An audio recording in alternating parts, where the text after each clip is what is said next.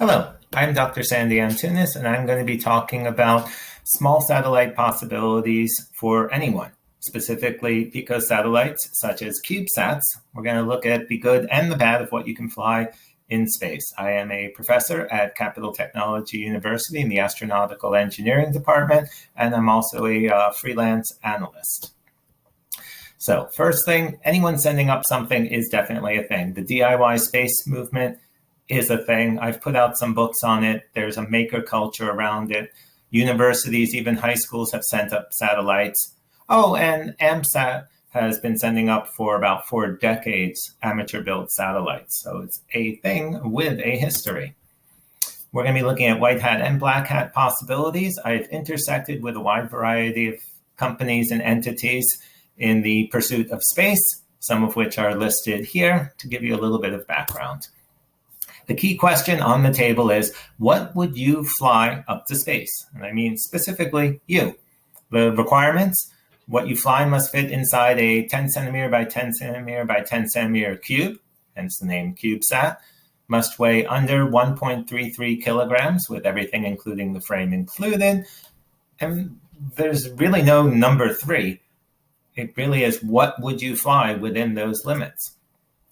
My own personal pet project, Project Calliope, was to send a satellite up to the ionosphere, that thin layer of the atmosphere where the sun has strong particle interactions with the Earth's atmosphere, and sonify it, get a feeling of the ebb and flow of the particle counts and radiation rates in that environment, and send that down as actual sound samples so we could hear the rhythm of the ionosphere.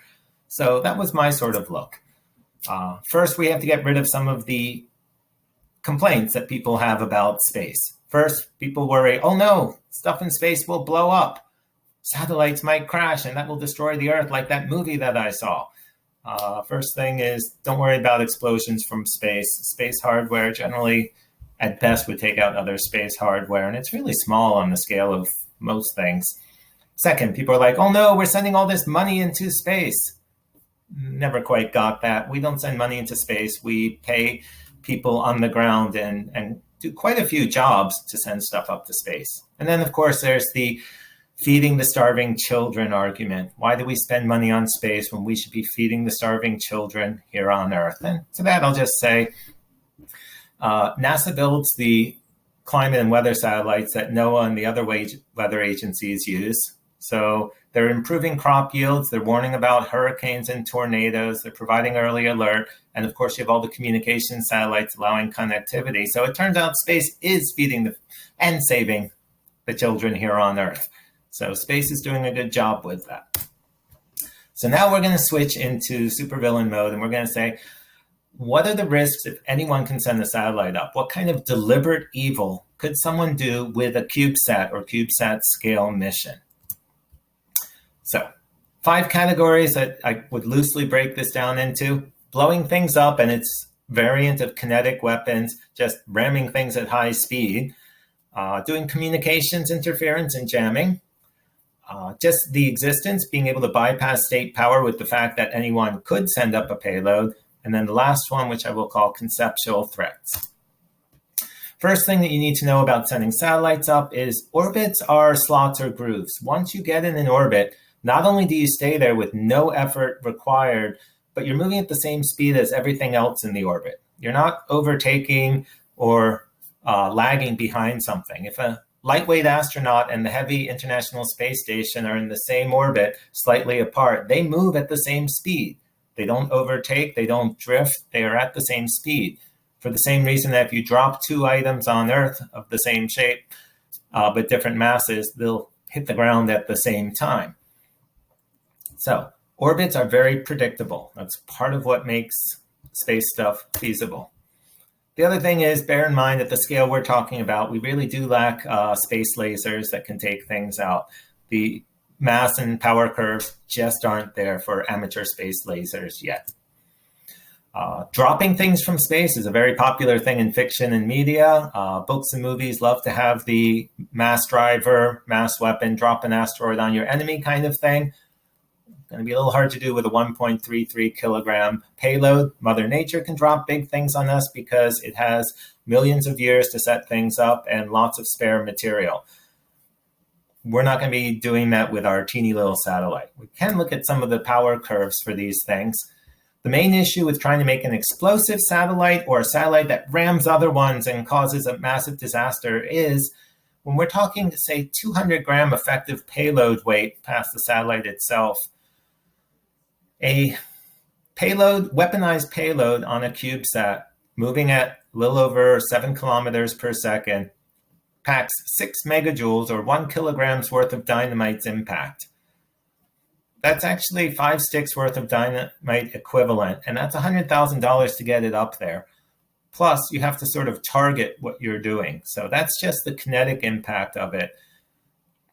Ironically, it would be harder to launch dynamite than to just ram a satellite into someone. And you could punch a hole in another satellite if you could line it up and if they didn't know it was coming and couldn't avoid it. But all satellite debris or hardware above a certain size, above the centimeter size really, is tracked by U.S. Space Command. So they would know that it's coming. The ISS routinely repositions just to avoid the occasional bolt or toolbox or whatnot. Because yes, an astronaut once did let go of a toolbox in space and it's now orbiting there. So these things are trackable. It makes it very hard to do boom or ram kind of damage to something. Also, propulsion is really hard in space. Electric drives, ion drives, pulse plasma drives are high efficient, incredibly low thrust thrusters that you could put on a CubeSat that could do small orbit changes over a very long time period. But again, this image is not to scale. Maneuvering in space is hard and space is empty. It is not crowded. So my idea, if you really want to make something to mess up another satellite, is first make yourself bigger. So the space tentacle idea is put lots of fishing line, monofilament on weights, spin it out so that your satellite now is a giant kind of entangling net thing and then send it out. So now instead of having a 10 centimeter satellite, you have something that could easily reach 50 meters or more in all directions. And that would give you more of a chance of hitting another object.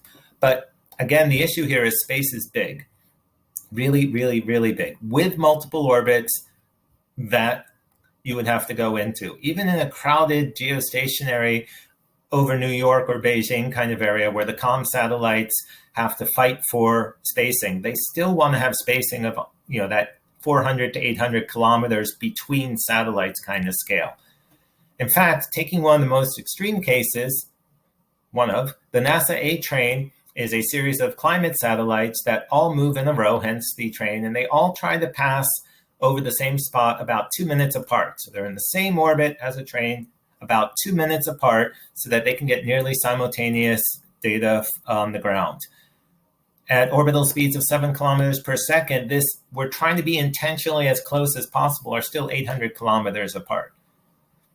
So space is big, and a CubeSat is not going to be the kind of intentional hazard that you may want it to be.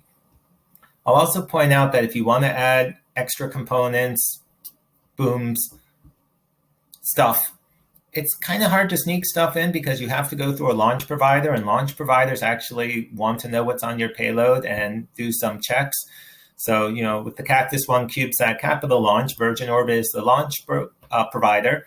Tricept is the launch liaison, and we have regular meetings and tag-ups and have to produce evidence. So there's a trail. It's not just, here's your box, you can ship anything you want and we'll trust you. There are people in the loop, and that is a good thing.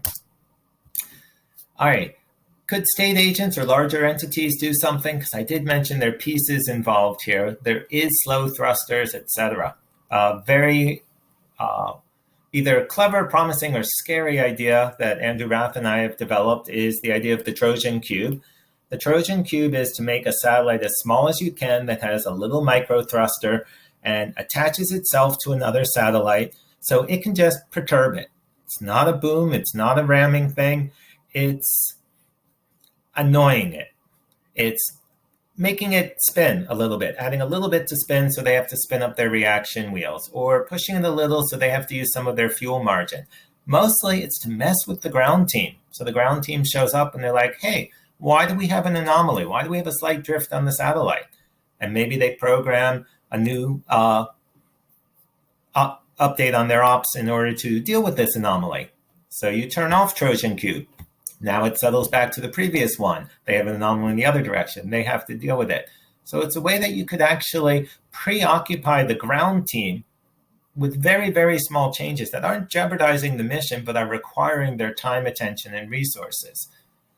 So one of the big things with small satellites, if you're looking for good or malice, is think small. Don't think I am going to be doing a Michael Bay movie type action here. Think, what are the little things that you could do to mess up things, to make people spend time and resources? Because that's one fundamental thing when you're trying to cause trouble, is if you can tie up people, that's often more important than tying up hardware. Another small but possible area is doing comms interference, providing some sort of jamming or interference of a signal in order to mess up whatever the satellite is trying to function. This is less fruitful. CubeSat cannot run its transmitter at all times. Remember that 2-watt power budget? But if you have a transmitter at 1.5 watts, which is fairly common, and you've managed to save up some battery power over a few cycles, you can squib out or do some brief comm work, but you're going to be doing about 2.2 watts. Maybe if you save up battery power, you could double that. If you're trying to jam a GPS system, the GPS and systems are putting out 500 watts of signal from their satellites in middle Earth orbit. So you're doing 2 watts jamming against a 500 watt signal. You are going to be in the noise. Jamming is going to be very problematic to do. And if they're using specific frequency and not doing frequency hopping, you could match that frequency, but if they're using encoding, then it won't work. So on the small, the power curve, the power limitations are going to make jamming not nearly there. It turns out, in fact, the main issue is getting the signal to the ground from your satellite intentionally because they're so weak in signal. So now we go to just the existence of anyone launching a satellite. And there's a lot of promise here. A journalist once asked me, hey, could we launch our own satellite for communication? So if we're in a country that has censorship, we could bypass that censorship and transmit stuff out? And the answer is technologically, yes, you can. Legally, probably not my area. FCC for the US does its licensing. Other countries have their equivalent. But you, if you could get it up, could have your own communication system, your own internet, private comm lines that are essentially unstoppable. You can also do Earth imaging without permission. Not high resolution from a CubeSat, but you could do Earth imaging that you don't have to redact or worry about the things being mapped, the things that state agencies don't want you to see. So that is borderline viable. The main issue being, of course, low data rates for communications, low resolution for the small type of detectors. But just the existence of having your own private satellite could allow you to have some capabilities that could prove useful. The strongest category, I think, for small satellites is what I'll call conceptual poison. And the fact is, ideas in space are often way more powerful than the item itself. Sputnik revolutionized US-Soviet conflict issues because they put up a satellite that just went beep, beep, beep, and everyone freaked out because they had shown they can send something into space. And the fact that Sputnik was up there was a challenge and a threat that led to a response. That ended up leading to Apollo, among other things. Putting flags on the moon is a bragging right that the US has. No other country has landed humans on the moon. And they're there, but someone once made a really scary suggestion. They said, China's doing a moon program. What if they landed and then they took the US flags from Apollo back to a museum in China to honor the mission and such, but removed our flags? What kind of statement would that make in a socio-political context? People have sent their ashes to space, religion in space. Holy Communion on the moon was done. Look at Shakespeare's Puck's I'll put a girdle round the earth that he did. And imagine what would happen if a small group of people said, oh yeah, we're a coven of magic people and we're casting a spell on Earth. And then they just put up a satellite to do a ritual or a spell. Think of the outcry that many people with strong beliefs would have, finding out that another belief system is putting magic around the Earth, regardless of what it does. So concept stuff is actually super powerful. And that's the kind of area that small satellites really could be scary in, but it's also very positive. Almost everyone launching a small satellite likes to say, we're the first to launch aerogel, we're the first to fly this, we're the first to fly that. Everyone wants that first. Why? Because the concept is almost more important than the execution of it. Being first in something is what's driving a lot of the new space race. And so the conceptual parts are a really big part of what anyone can fly. All right, I'm going to take off my evil hat now and start to look at some of the technical issues involved, so we can have a little technical briefing in here as well. One thing to consider, for good or bad, when you're making a satellite is who's building these things. Because if you're putting up a small satellite, you're probably in a rapid development or a university or a research or a cool kind of environment to make things. And you have to look at that. What we're doing. So here's a couple of student payloads from one of our high altitude balloons. So you can see it about 77,000 feet up. Send them up for about an hour and a half. Students are able to build these payloads in less than a month, send them up. It's a Saturday, hour and a half flight, and then they get their data back. Super inspiring, super useful. And something to remember with space, part of what makes it fun is for rocket science people, hard and fun have different meanings than they do with the general populace. Generally, hard stuff is fun for people that want to be astronautical engineers, and not fun stuff is the stuff that's hard. So if you're trying to go into space, you need to find people that like tackling hard problems because that's fun. And that'll also influence the kinds of things you send into space. All right, let's look at some of the hard numbers that we have to deal with here. Size, mass, and power are the main ones. We're going to assume a 3U satellite, so that's 3 cubes, 1, 2, 3, in a row, attached. So 30 centimeters by 10 by 10 centimeters is the bread loaf size thing we're sending up. Of that, you could, with good design, have about half of that as pure payload space. The rest is going to be your communications and your power and your CPU and your basic bus functions and your solar cells and your frame and all the stuff, which we will collectively call the bus. So you have bus and payload. Buses are actually well known and well defined right now, and payloads are custom made. So you can actually get a pre-designed and in many cases commercial off-the-shelf pre-made bus components so that you can focus on the payload that you want to send. Likely payload mass for a 3U, you could get up to 2 kilograms of payload on top of whatever the bus is occupying. The key thing is the power available is probably going to be maybe around 2 watts. Fold out solar panels, you can get a little more, but there's not going to be a lot of power. So 2 watts, what's 2 watts?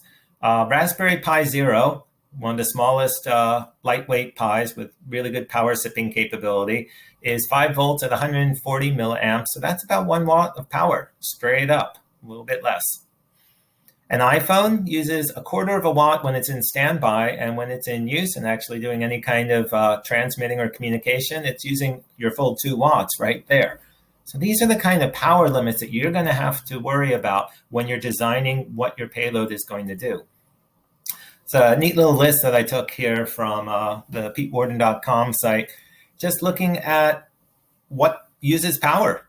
So a couple of highlights. An ARM CPU will use between 0.5 watt to 2 watts of power. A cell radio, you're going to be using a little under a watt for that. Sensors like an accelerometer or a gyroscope are going to be anywhere from 20 to 120 milliwatts of power. So if you put a dozen sensors on, you're getting close to having 0.5 watt at least of power use there.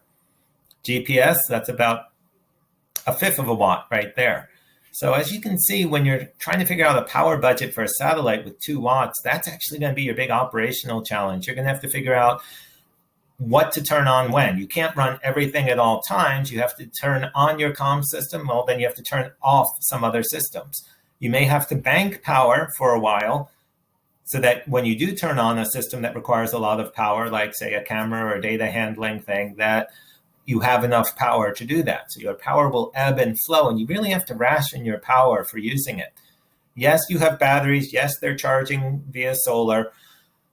But if you're in a 90-minute orbit and you're spending a third to half of that in the dark of the Earth, in shadow, and then the other half to slightly over half in sunlight, that means you're only charging about half of the time. So there's not infinite power available here. The power will be one of the big design things that you are going to have to create your mission and your operations concept around. That said, when it comes down to it, we found that the regulation was the hardest part. The FCC licensing, necessary as it was a foreign language to us in terms of the paperwork and things that we had to do.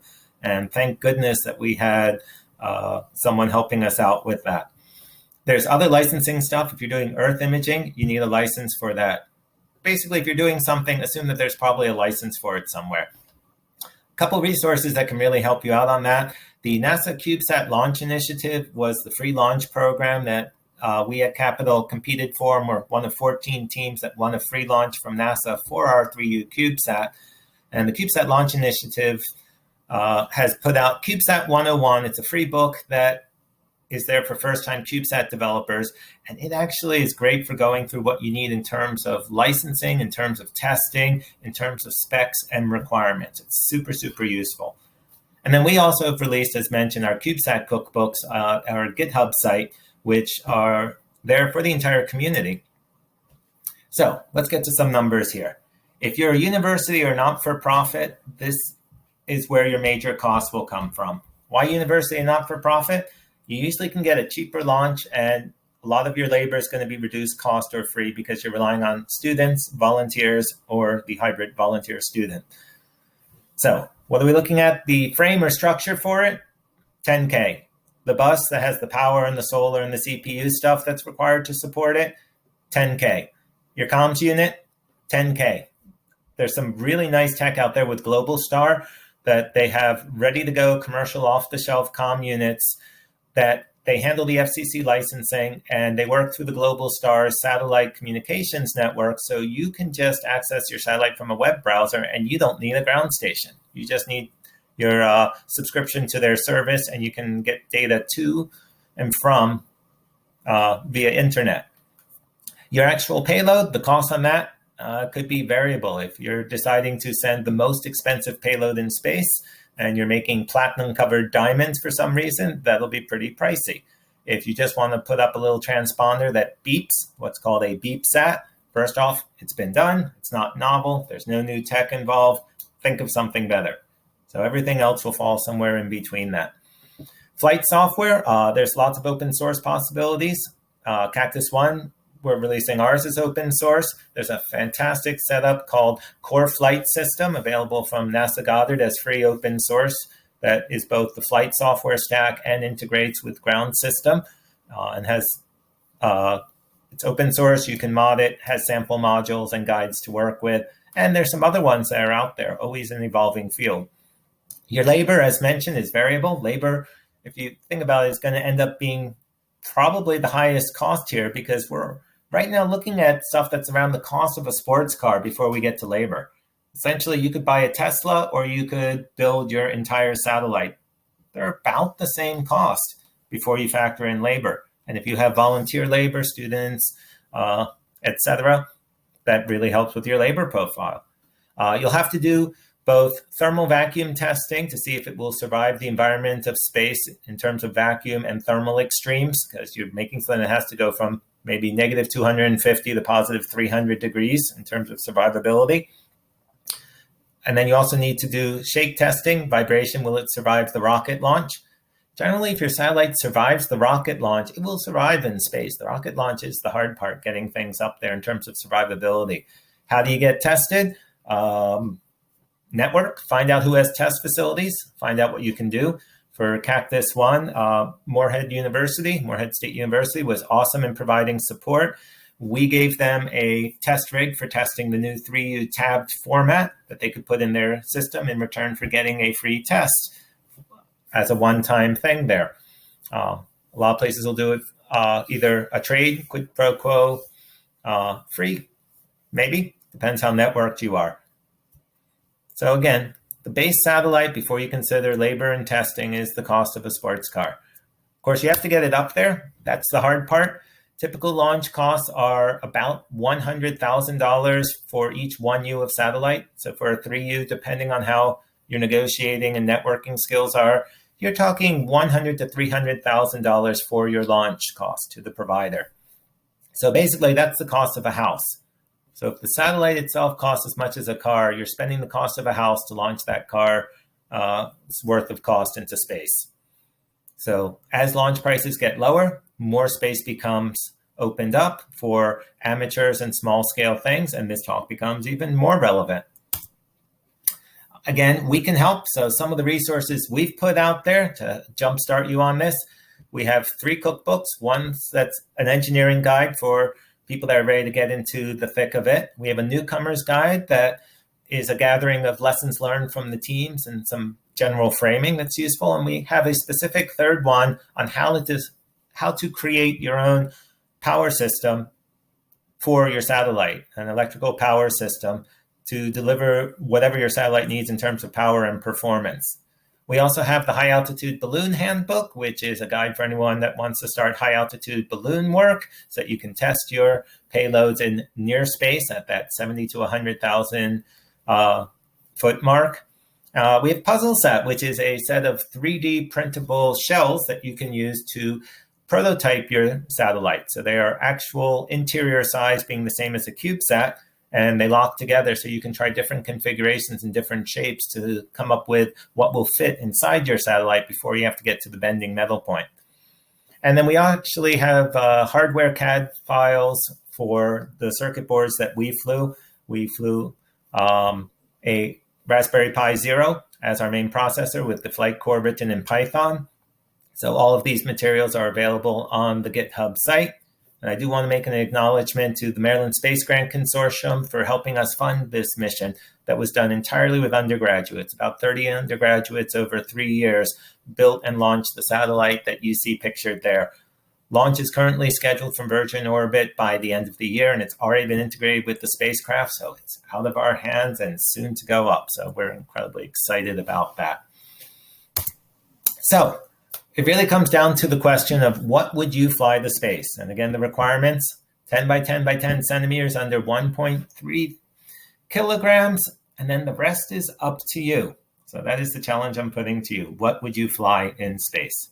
So I'm Dr. Sandy Antunes from Capital Technology University. Feel free to reach out to me at any point if you ever want to talk cube satellites, because this stuff is fun. Thank you very much.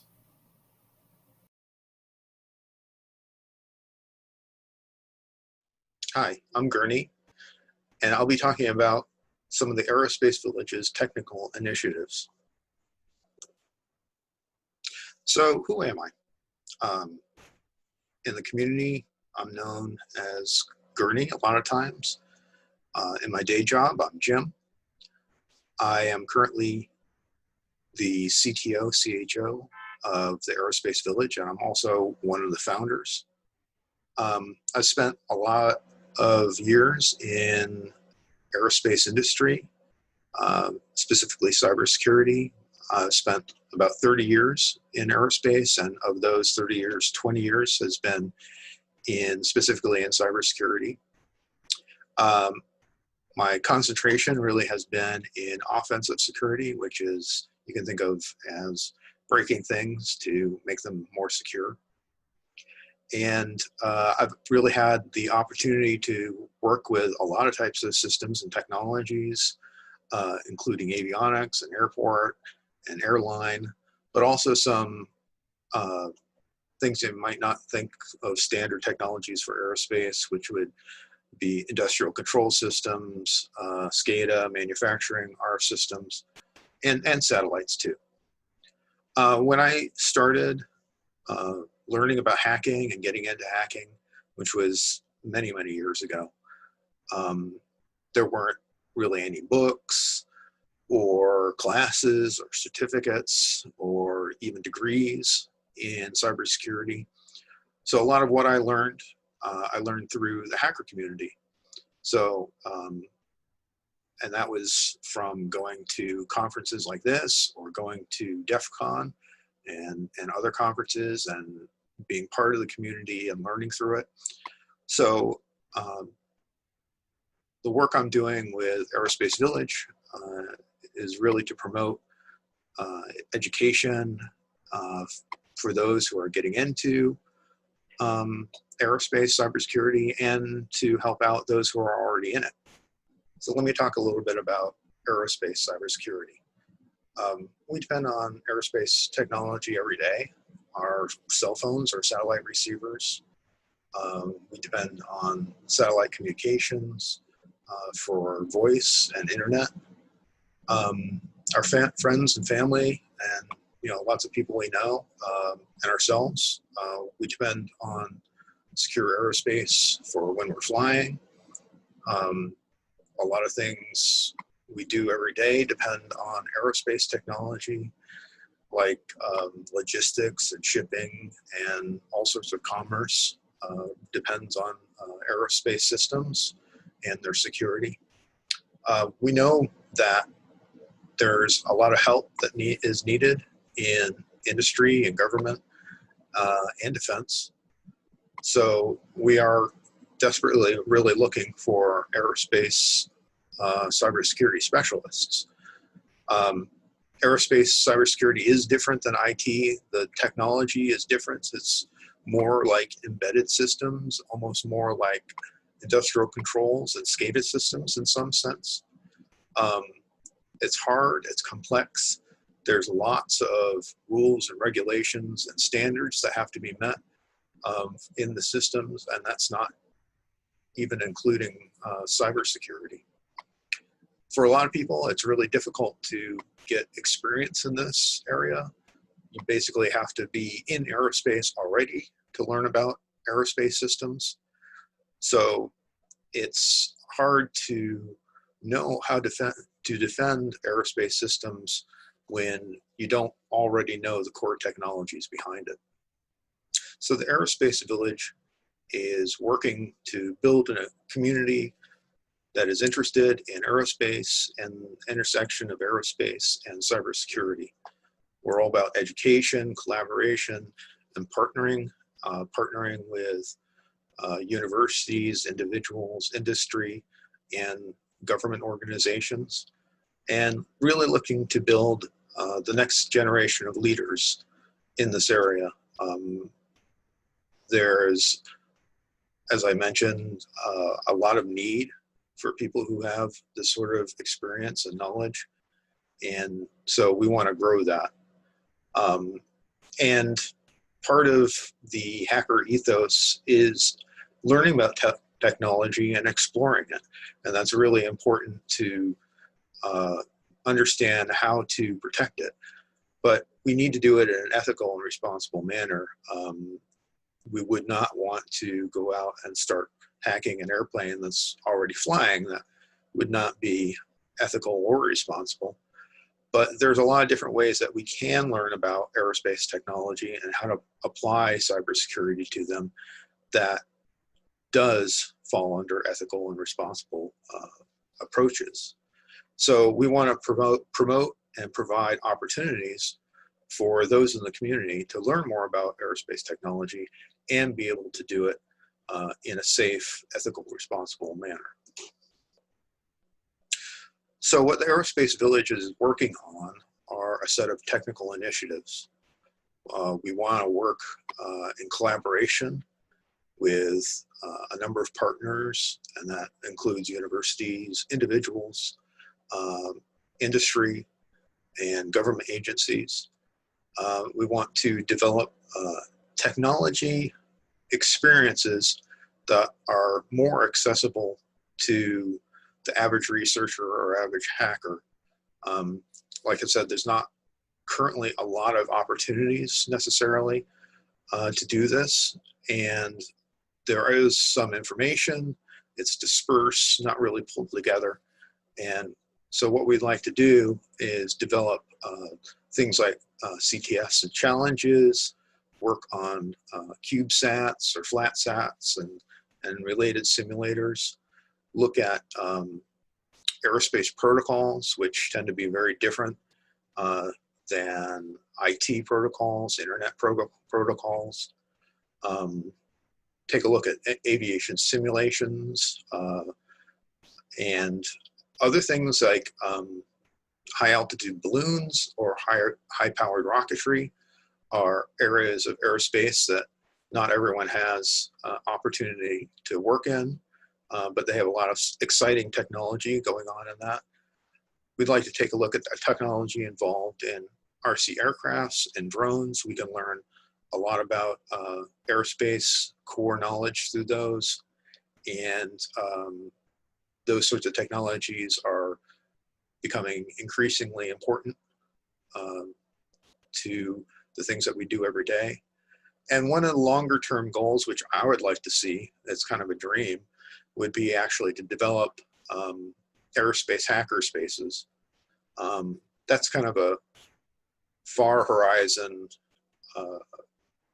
task that I'd like to get working on, but that may need to require universities or industry participation to put something like together.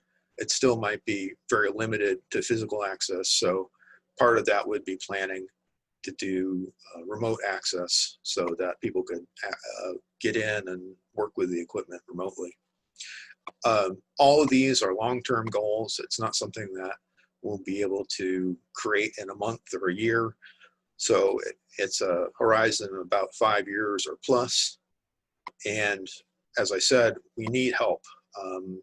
Aerospace Village is just a handful of volunteers, and we need smart people, experienced people, people who are already working with these technologies to bring forth their experience and help us put together things that we can provide hands-on engagement and provide experiences to hackers like you so they can learn and progress and help out in the community. So if you're interested, and probably a lot of people are, feel free to contact us. You can go to our website. We have volunteer forms on the website. You can email us directly. Get a hold of us on Twitter. If you want to, you can also contact me. My email address is here, and my Twitter handle is here. So if you're excited about this, would like to participate, have technology experiences or good ideas to support our technical initiatives, we'd like to hear from you and get to developing some really accessible and exciting technology experiences. Thank you.